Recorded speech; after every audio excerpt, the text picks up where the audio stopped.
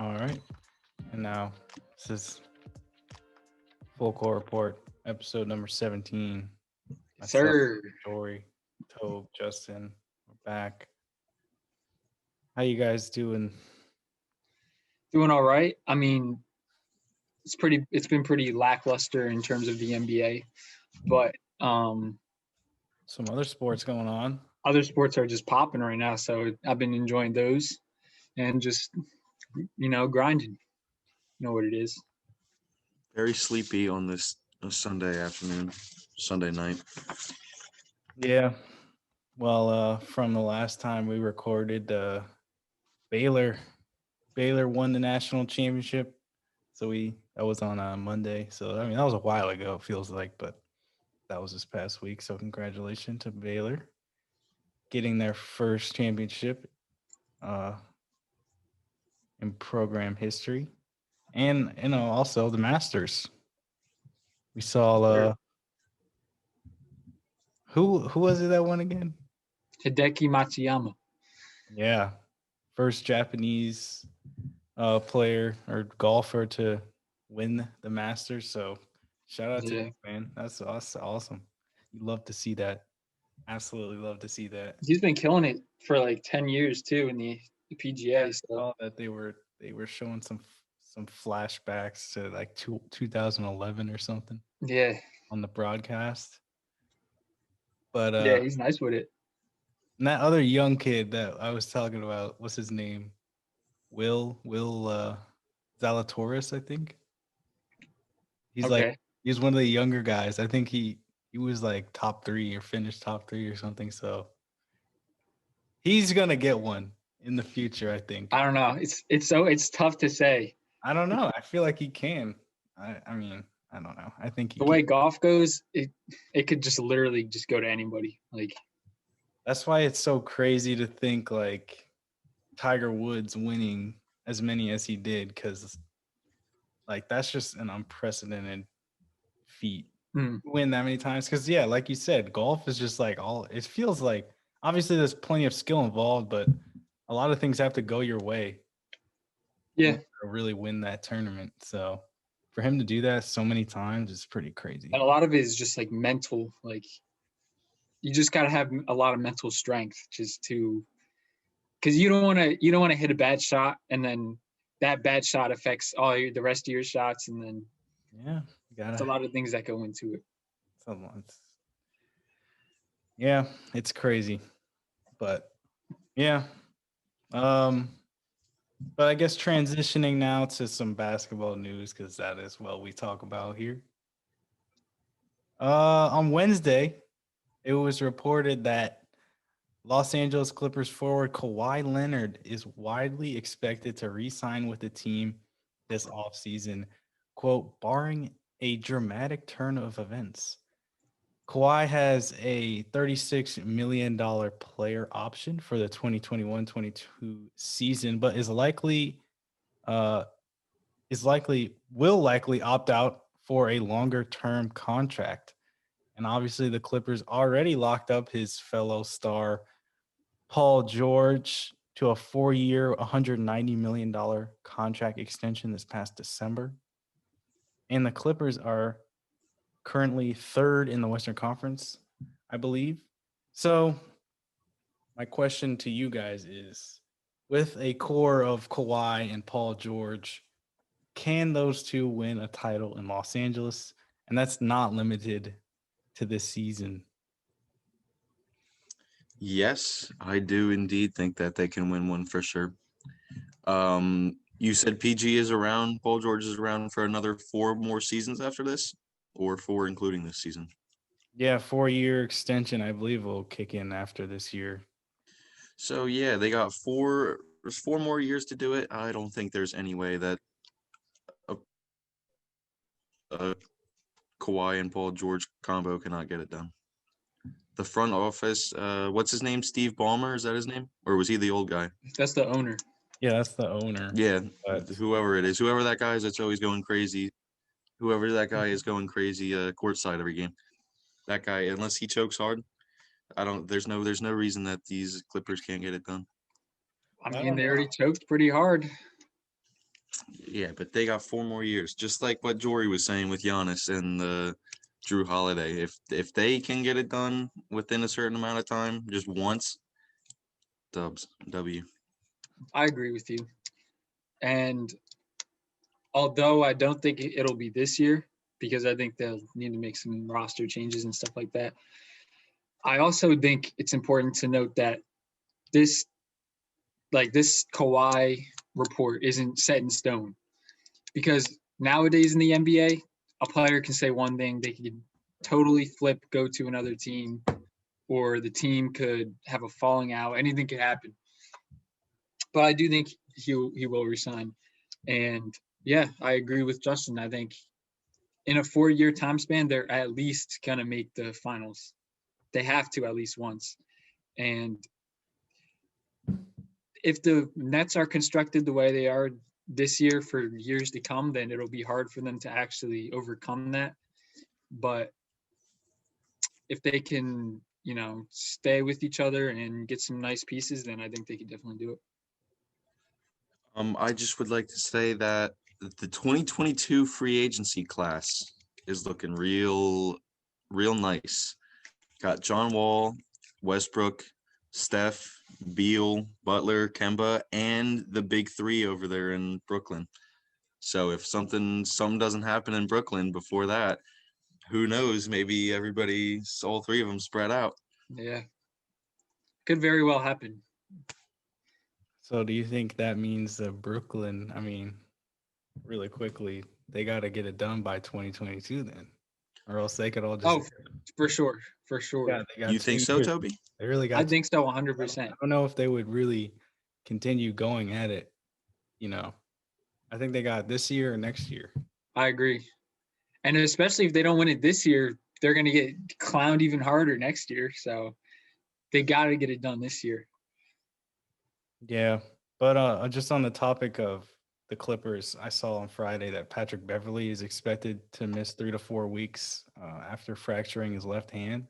So that's obviously problematic for them. But, they acquired Rondo, so that move looks better and better every day now. They got a veteran point guard to help them facilitate the offense and things like that. So that's good. Obviously, he can make an impact defensively. Maybe not on the level of Pat Bev, but I think that's a solid pickup for them come playoff time. Going to be a scary team to face. But do you guys think that they can even make the finals this year? I know last year they had a lot of expectations.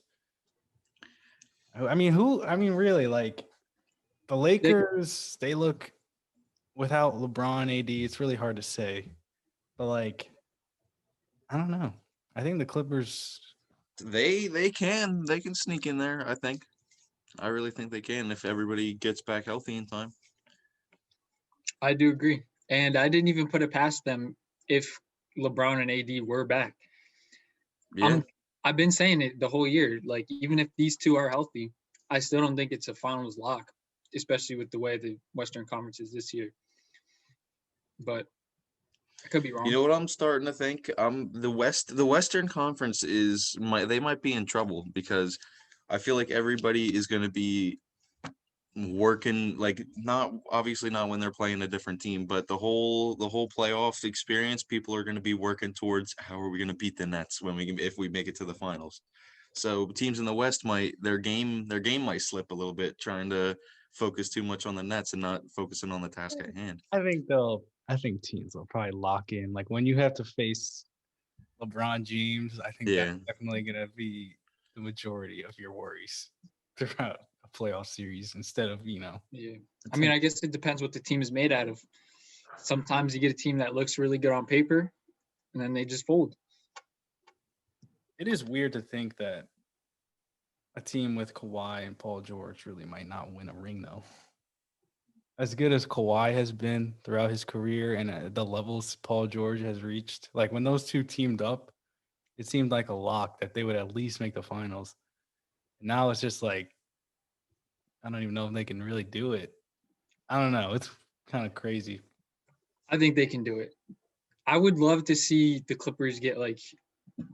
I know they have Pat Bev and Rondo, but like, if the Clippers still had like a Chris Paul, I was literally thinking about that because they played the Suns the other day, and I was like, can you imagine if Chris Paul was still on the Clippers with Kawhi and PG?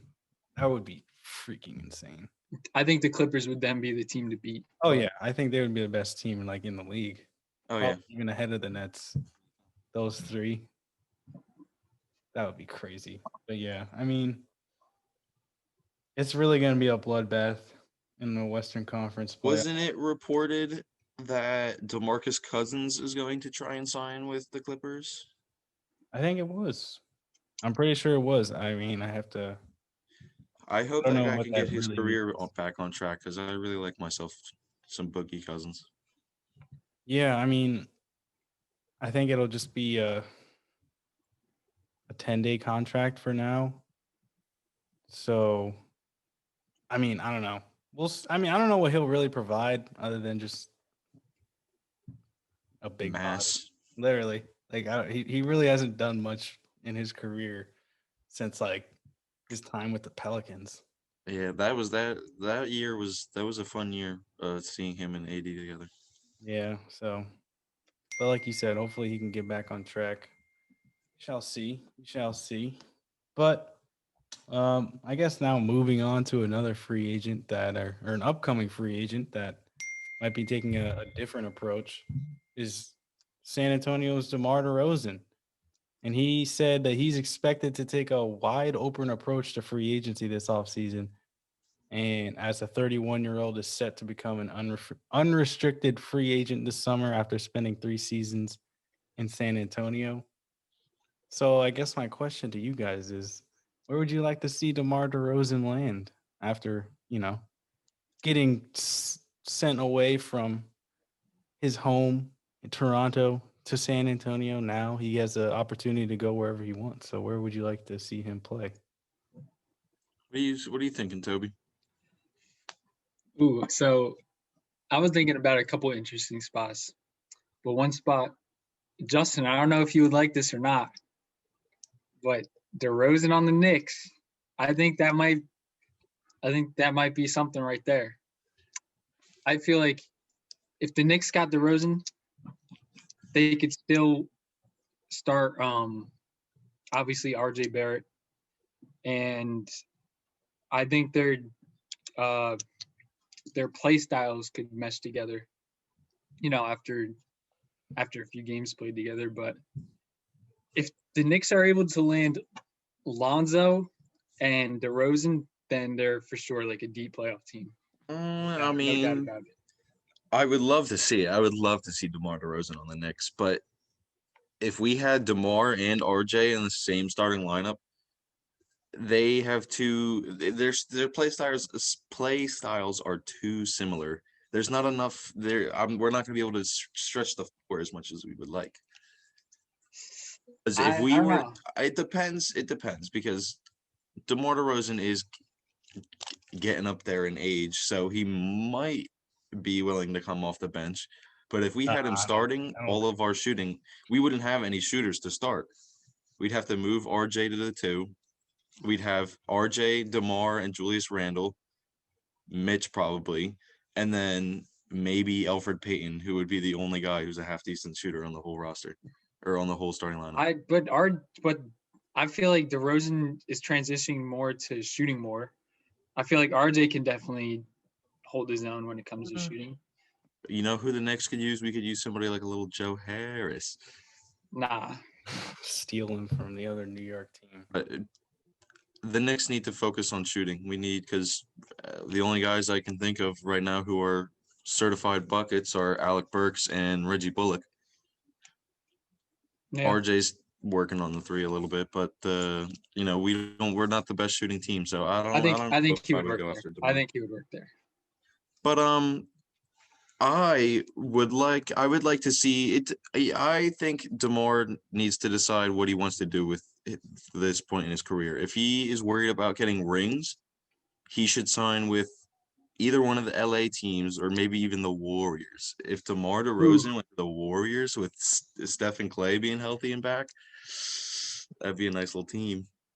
Yeah, But if he doesn't mind missing out on chasing rings, I would love to see him sign with the Kings, just like what Jorie said, or might elaborate on. Yeah, I guess I'll say that first, the Kings. So DeMar, he like you said, Justin, depending on what he wants to do, compete for a championship or just kind of find a similar situation to what he has now in San Antonio, playing with a bunch of young guys. I think a lineup with like De'Aaron Fox, Buddy Hield, Tyrese Halliburton, and DeMar DeRozan, and whoever their center is, maybe Holmes. That would be a like competitive Western Conference playoff team because I mean he's already playing like power forward a lot for the Spurs, so Yeah. he could play a lot of small ball four for the Kings, and like that lineup would be pretty nuts.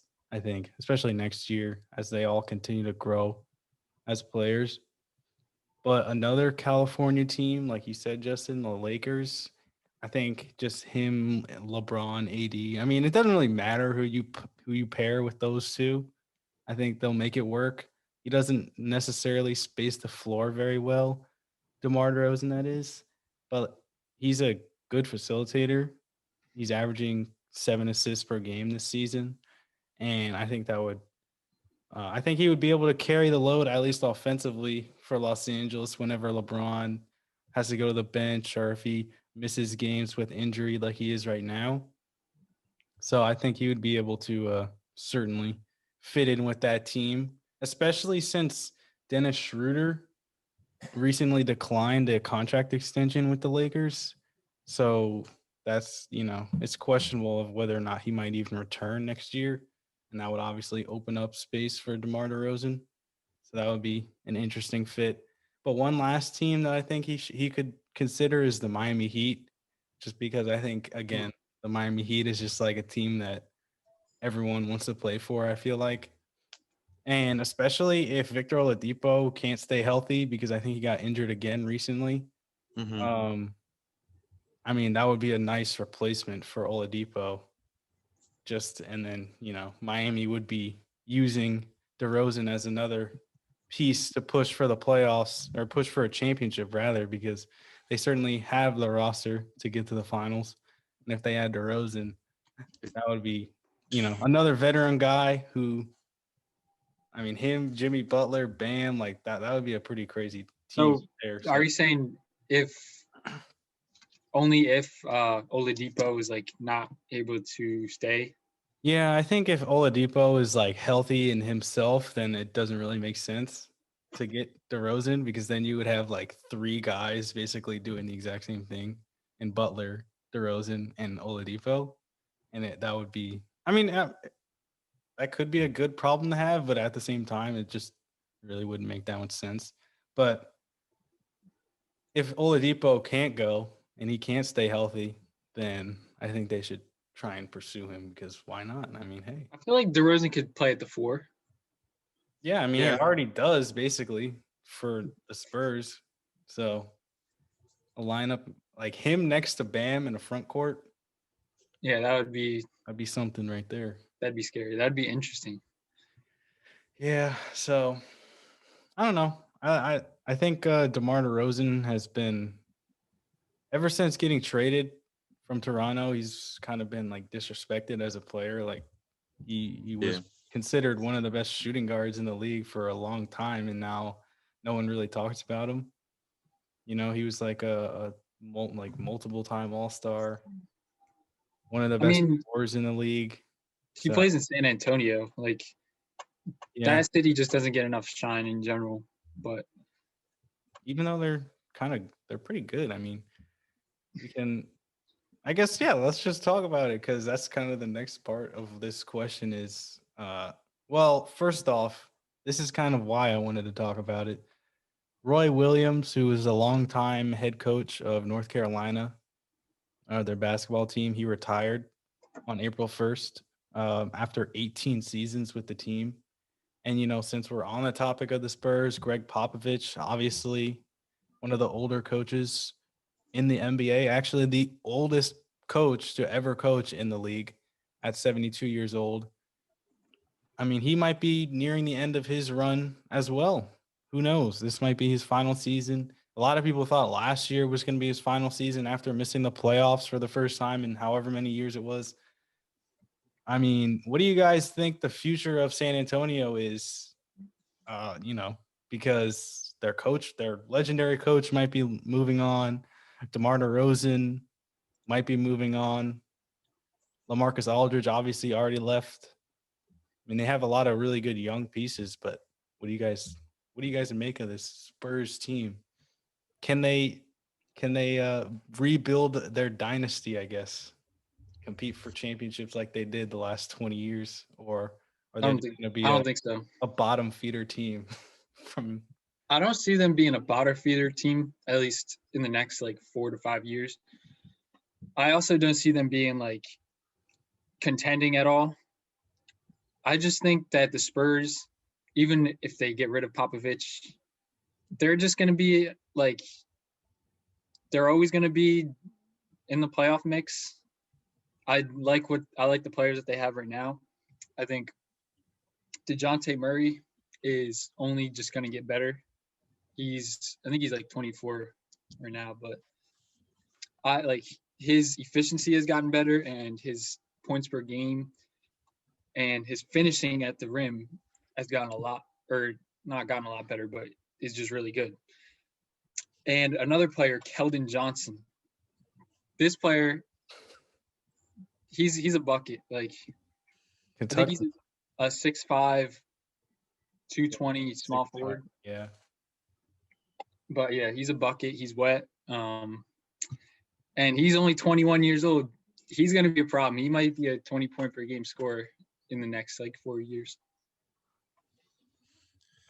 Now, I think Popovich is going to keep coaching until he just can't keep going. Either he'll keep coaching until something happens with his health, or he's just he's just unable to keep coaching, or after however many more years, the Spurs are just like, yeah, bro, you're getting too old. We got to move on. And I think until that time, when Popovich is gone, I think the Spurs are just going to be like a middle of the pack, maybe bottom playoff seed team. But as much as I love that guy, DeJounte Murray, Toby, I think the Spurs got to trade him. Really? Why? The Spurs are very guard heavy.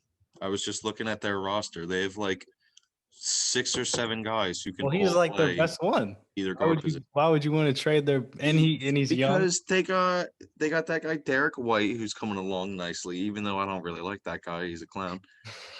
They got Keldon Johnson, he's going to be nice. He is the guy they need to put the franchise. I think he's like a wing more than a guard. Even though he's only like 6'5", I feel like he's more like a small forward. He gets boards too. I think they should trade DeJounte Murray and just either get picks or trade for somebody else, trade for a veteran maybe. Get some old guys on the team because they have a really young team. I never really noticed it, but their team is filled with young guys. Yeah. I mean, I kind of disagree with you though. I think they got a nice mix with what they got right now. It's mostly like a majority of it is young guys, but then they got like Rudy Gay, they had LaMarcus Aldridge, they have DeRozan. I don't know, Justin. I don't know. Like, I like their young core. Another player I want to talk about is Devin Vassell, who's a rookie. Who I don't remember. I think he was definitely a lottery pick. I don't know what pick exactly, but he was a lottery pick this year, obviously, because they missed the playoffs. But he's gonna be a solid piece for them as well. He's already a really good defender because he went to Florida State, and basically every player that came from Florida State has become a really good defender in the league. Like, think Jonathan Isaac, Terrence Mann on the Clippers, Patrick Williams on the Bulls. Like, all of them have they're all just like super long athletes that know how to play defense. He's got a crazy wingspan. He's got like a 6'10" wingspan, and he can shoot. He's a really good 3-and-D player. He kind of is like Mikal Bridges on the Suns. A little bit smaller though, but I think he's only 20 years old, so he obviously has a lot of like room to grow as a player, both especially offensively. I think that's that's going to be a good building block for them. But I don't know, like I just don't know which one of these guys is going to be like their centerpiece. And I think that's what they really need to figure out before anything else, because that obviously makes a big, that's a Why they should big trade component. Jorie to get that guy. Yeah, the problem is like there's always at least like they're always going to be competing, so they're never going to be the bottom of the list team. So that it's hard for them to get like top draft picks when you're always in the mix. Yeah. Although this year I think this DeJounte year will Murray be a for pretty draft good picks. draft. No, I don't know. I think DeJounte Murray is a really good piece. Like, I think as a starting point guard, like he might not be the best player in your team, but he could be like this. Maybe not this. I don't know. I think next year is really going to tell like whether DeJounte Murray is like a multiple-time All-Star or just like a really solid point guard in the league. I think next year is really the case because his first season, his rookie year, he only played like 40 games or something. He was only getting like 10 minutes a game. And then his sophomore year is kind of when he started really like getting integrated in the lineup. And then his third year, he tore his ACL. So like he's like really like this is really like the beginning of his career still. And I think next year is really gonna tell like whether or not if he's gonna be like a legit player in the league, whether or not he can like you can build around him or not. So we'll see. But I still think they need maybe like one other player with like real all-star potential. Maybe it is Keldon Johnson. I don't know, because like you said, Toby, that guy Keldon Johnson, he's nice. he's so young, so it's really hard to He say. might be really good. That's the He thing. might- Oh, I wanted to mention about Vassell. Mhm. That guy's the worst player in 2K I've ever used in my life. Why? He can't guard anybody. He can't. Every Well, that's time just he has a inaccurate. wide open three, he misses. Like, That's crazy. He 'cause probably just got a bad release, Toby. You probably just don't know his release, but yeah, his maybe. release is pretty weird. I think in real life, I mean, it is pretty strange, but it goes in. I think he's shooting close to 40% from three this season as a rookie, so that's pretty crazy. But yeah, we'll see what the Spurs, man. I think Greg Popovich is gonna hand the keys over to Becky Hammond soon. Become I the agree. first. Become He's the first. he's the type of woman head person where coach. I don't think he wants to. I think he knows when his time is over. Is what I'm trying to say. Like, I think he's that type of person that he just knows. And I also Yeah. think he's just gonna be one of those like everyone else really in the Spurs organization. He's not gonna need a send off or whatever like some of the other players, like where they're gonna be like, oh, this is my last season in the league, and then everyone's Yeah. gonna be celebrating him the whole year. Like I feel like at the end of a season, he's just gonna be like, all right, I'm done. yeah. He's just gonna walk He's- off, and that's yep. gonna be that. So yeah, I feel like it's just gonna be really unexpected. But we'll see. We'll see. That'll be a sad, sad day. Ever since we've been live, that guy's been coaching in the NBA. Yeah. Since well before I was alive. Right now, the Dang. Spurs are 9th in the Western Conference, 24 and They're in that 24. playing tourney, baby. Yeah. So I think just lastly, I think they can get a solid draft pick this year, depending on how this conference standing shakes out, but we'll see. But moving on to our last bit, I guess, the last topic that I really have written down is another Texas team that's been really solid as of late, that being the Dallas Mavericks, a team that I feel like we haven't really talked about that much this year, despite them having one of the best players in the league, that being Luka Doncic. But Dallas has won 6 of their last 7 games and are currently 29 and 22, 7th in the Western Conference, 1 game behind the Portland Trailblazers. And, Luka putting together yet another phenomenal individual season. But that hasn't necessarily equated to much team success because, again, they're looking like they're going to finish in the bottom half of the Western Conference, fighting in that play-in tournament. So, I mean, Luka, he's still so young. So his career, what he's accomplished already is remarkable. But what do the Mavericks have to do to really maximize Luka's potential and get him a ring? Because I feel like what they have right now is just not necessarily working for them. Well, you got to remember, he's only in his 3rd year of his career. Mm-hmm. You're not gonna be getting to the finals this earlier in your career, no matter how good you are, no matter how good the rest of your team is, unless you just got drafted to a championship caliber team. But just keep Luka in the playoffs. If you keep him in the playoffs, sooner or later he's just gonna make the breakthrough and get to the finals. I think he's good enough that he could carry, just the average team to the finals in a couple of years. I don't know, because I feel like the team he has right now is pretty average, and He's only probably won't even win a playoff series this he's year. only 22 years old, and Kristaps can never stay healthy, so they're always moving people around in the lineup. But who knows? I mean, I do agree. They do have a pretty solid team. They should be doing better than they are. But if they keep up this below average play, it might be time for a coaching change. Yeah. Geez, Rick Carlisle. I don't know. He's been there forever. Yeah, and he also only won 1 championship with them. I mean, that's probably more than people thought he was going to win, though. But he might just not be the right coach for Luka. True. If I mean, if Rick Carlisle gets fired, that'd be crazy. I mean, he would be hired like within a day.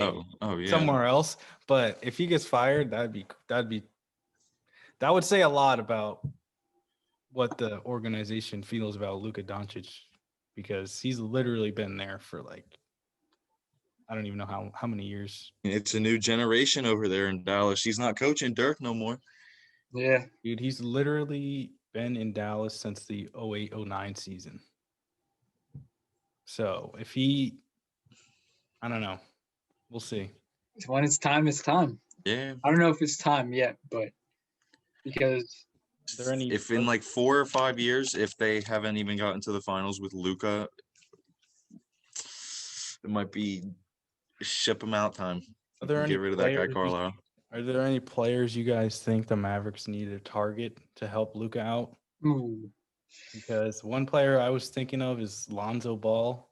And I feel like that's a super obvious answer, just because Lonzo literally could fit in with any team pretty much, just the way he plays. Like he can score, he can handle the ball, he'll be a good secondary or primary ball handler, depending on who he's playing with. He's going to play defense. So he could play literally with any team. He has good size as well. But I don't know. I just trying to think of players that you could pair with Luka. I don't know. Yeah. And you also have to consider if you want to pair them with Porzingis as well, or if you want to just take off Porzingis. One player I wish that went to Dallas, but obviously won't anymore, is Giannis. I would hate Giannis that. If Giannis and Luka played together, they would win a ring pretty. Yeah, they probably would have won it this year. That would have been terrible.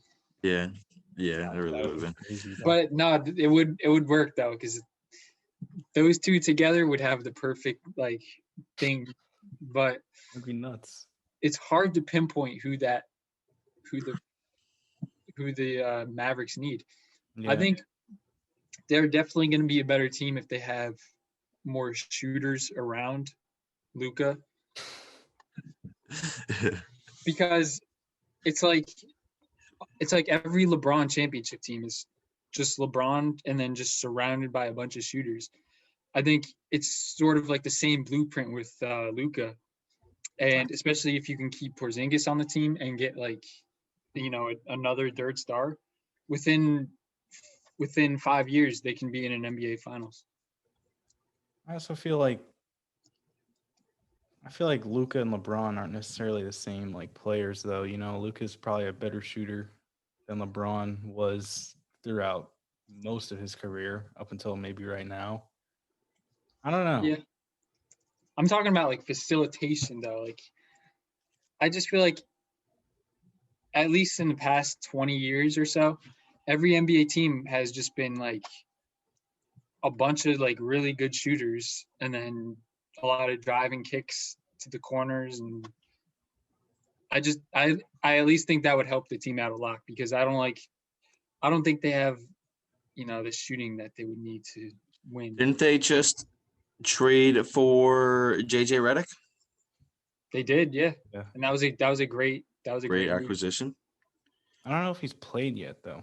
Yeah, I don't know if he has He's either. played yet. But one player now that we just thought, we were just talking about him, DeJounte Murray. How about him on the Mavericks? That probably could help him a lot because Luka, that's obviously not his strong suit. And Dallas, their main problem, at least from what I've seen, is poor defense. And DeJounte Murray, it's perfect fit. I feel like that's what they need to do. Is just all right. So here's the question: do you give up Porzingis to get a Murray? Yeah, I would.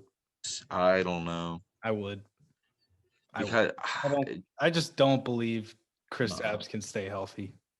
And that's really the only knock. Like when he is healthy, they could, they're a serious, I don't know if they're a serious contender. In a few years they could be, but he just can't stay healthy. How old is this clown Porzingis? Just like he's 25.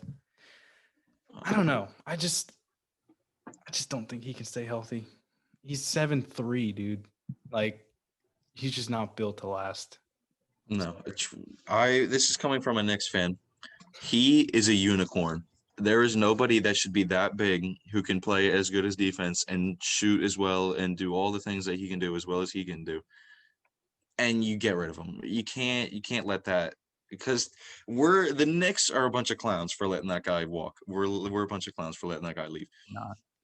The team you have now is probably better than anything you would have done surrounding. Imagine if we had the same team, but Kristaps instead of Julius Randle. I think he'd be worse, honestly. Wouldn't have been healthy. Dude, I think I would rather have Julius Randle. Right.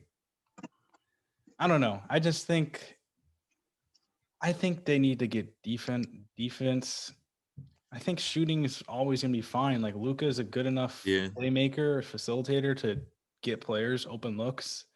Like, look at the Nuggets. I'm not comparing Doncic to Jokic at all, but I'm just saying, like, the Nuggets don't necessarily have, like, the best of shooters, but just because Jokic is such a good passer and he draws so much attention on offense, players are always going to be open. And, like, if you're in the NBA, you can hit an open three. Like, it doesn't really matter who you are. Like, if you're a guard or a wing, even forward, like, big men now can shoot.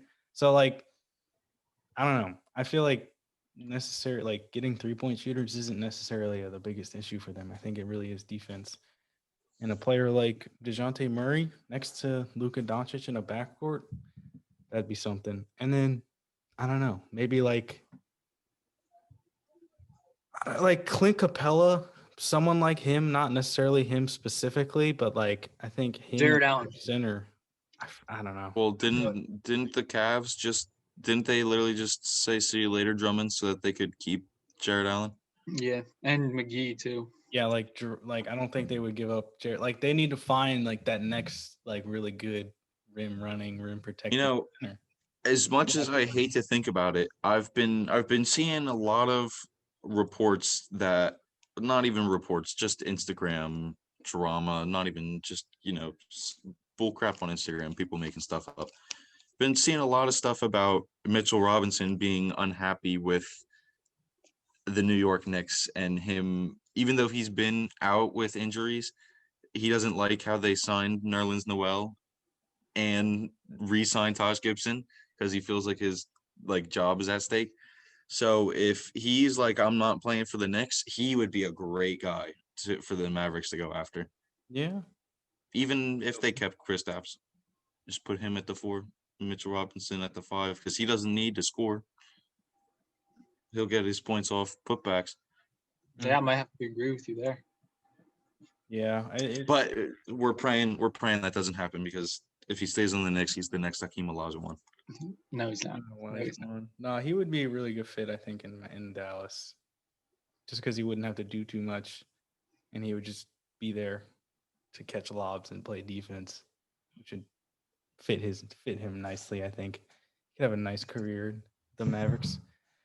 But yeah, No, I'm staying with the Knicks. But yeah, I mean, they're like you said, Toby. This has just been like, I feel like there's probably a lot more news that we probably could have got into, but I just feel like this week, it's just not. There hasn't been a lot going on. Did anybody say anything about what's wrong with Oladipo? Oh, what exactly? I mean, I was if he's watching injured, that game when he even got at all. injured. I think it was like something about his knee or something. It was like a non-contact injury, and like he just landed awkwardly. Yeah. I don't remember exactly what it said. I think they said they're gonna like reevaluate him in 10 days or something like that. So it's not. So anything it's probably serious not right now, but it's obviously concerning because the amount of injuries he's already dealt with in his career. You don't want to keep. Speaking of that, I put it in the group chat today. James Wiseman just got hit with an injury, did he not? Absolutely tough. Torn meniscus, I think he said. Yeah, that's just. Is this the worst year of injuries in basketball? I mean, No, I don't think so. I mean, Toby, half your team's been out all year with injuries.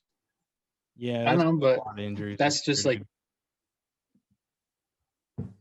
I think it has But the worst. A lot of bad injuries history? though. Like it has to. It definitely has to do with something like the shortened off season. That certainly has played a factor, I would imagine.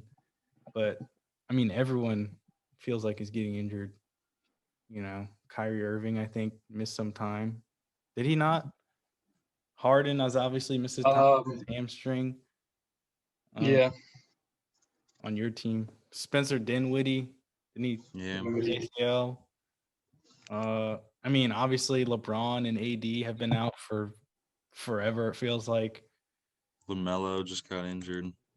LaMelo, yeah, he's done for the season. I know Jamal Murray, my Nuggets, he's been out recently. He's missed a few games with a knee injury, like you just Mitchell Robinson, broke his hand, then broke his foot like a clown. Klay Thompson, obviously, also on the Warriors with his Achilles injury. I wouldn't say it's the worst year in history though, because first of all, I feel like we say that every year about every sport. I feel like we don't though. I really don't. You do? No. You don't think you do, but you do. I really don't think I've ever said that. I remember you, bro. Nah, you definitely said that last year, and you definitely said that about the NFL season too. The NFL season. The NFL, everybody was getting injured this year. This past season, that's the same story as last year, though. No. Yes, because I remember people saying that last year. I don't know. I think they're just making things up, Toby. Plus, I think whenever you see the out for one or two games, I think a lot of times it's just the team is being a lot more cautious, especially when it's one of their franchise players. They don't want to take a Kevin Durant risk and then his whole Achilles falls off. But I guess I'll ask this though, because the Warriors, I mean, I kind of mentioned it in our group chat. This is just the worst possible scenario that could have happened to them with everything that happened, last year. Steph Curry getting injured, obviously Klay getting injured, Kevin Durant leaving, and now their number 2 overall pick, James Wiseman, is most likely going to be done for the season. But I mean, do you guys think the Warriors are going to regret either not trading this pick? Because I think there was rumors that they were going to trade it for a more veteran player, or just not taking James Wiseman. Like they literally could have had LaMelo, and everyone was like, "Oh, that would have been a stupid pick." But like, if you think about it, like they've always been a team that have drafted just like super smart, or not drafted necessarily, like had smart players. Like that's what made them successful. Like players like Andre Iguodala, Sean Livingston, like bigger guards / wings that can handle the ball and just know how to play just good basketball. And like LaMelo Ball would have been perfect for that. I don't know. I don't think they can regret it. I mean, if he like them. didn't I even like really them look. picking Wiseman at too, because he's the first like real center that they've had in That's the a couple thing, years though. now. They've literally, like I said, they went to the finals for 5 straight years without having like a half decent center. So why all of a sudden did they think they needed, a blue chip prospect at center when they literally have had they literally had like the best dynasty maybe ever without a center? Like, why do they think they needed James Wiseman? But why Now, would you? Okay, so if they weren't to draft James Wiseman, I rather would have had them trade the pick, because why would you have LaMelo if you have why Stephen? not? Because he's not going to even start. What's the point of drafting a guy to have him be a bench player his whole career? He would have started eventually. You can't tell me that him, Clay, and LaMelo, or Steph, Clay, and LaMelo, like next season, those three. And this year, he would have had a perfect opportunity to play next to Steph because Clay had been injured. And they probably wouldn't have gone after Kelly Oubre. Like, I don't know. I just feel like getting Wiseman.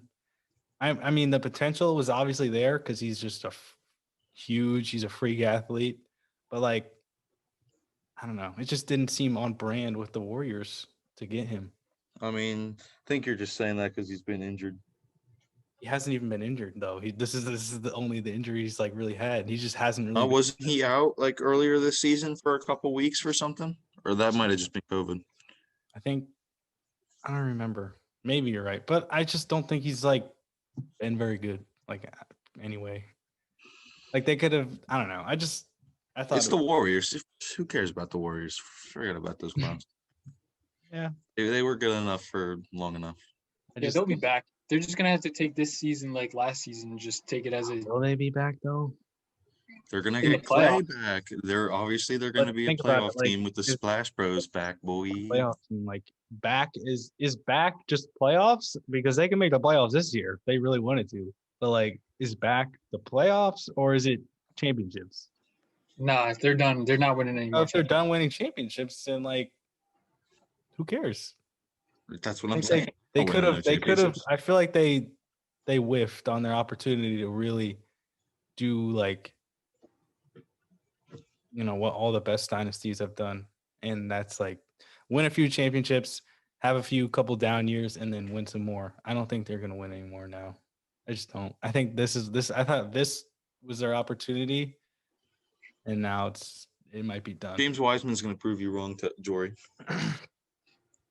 They're gonna have the original big three back next year. Draymond, is he really that good anymore? No, Draymond's But really not. They were at injured Clay after a torn ACL and a torn meniscus is going to come back and really put them over the hump. Okay, they're not going to be the same, obviously, but you can't forget this at one point was the greatest team of all time. Okay, but that was years ago before injuries. Like before injuries, yeah, but you're acting like they're going to be like complete trash. I mean, like they know what it takes. If they're playing like, I don't know, if next year they're all healthy and they have to play like the Clippers or even the Nuggets in the playoffs, I think they're losing in like the first round. I think what we all got to do as fans of basketball is forget about what happened to D Rose, because I feel like anytime anybody has a half significant injury, it's, oh, there goes his career. Like, look at what happened to Kevin Durant. The guy destroyed his leg and came back and was playing at MVP level. Well, that's because Kevin Durant. Clay destroyed his knee. He might come back and be literally the same guy he was.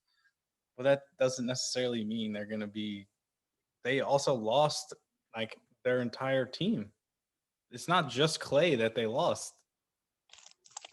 Okay, I don't know. yeah. They have Kelly Oubre. They have Wiggins. They have Kelly Oubre's really been stinking though. That guy's really been playing like trash. I just don't think they have what it takes anymore, and I think this Wiseman injury really sets them back. Yeah. I don't know.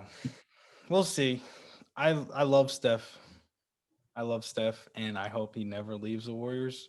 But it feels like with every bit of news, it's just more. I mean, they literally lost by like 50 points to the like, what are we saying? This team is not good. he's not leaving. He's not leaving. I think Steph Curry might be a lifer there at Golden State.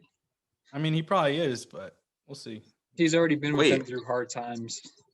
Yeah. Are they even the Golden State Warriors? I thought aren't they the Oakland Warriors now? Or am I tripping? They're Golden State. They're actually now. I mean, they probably were.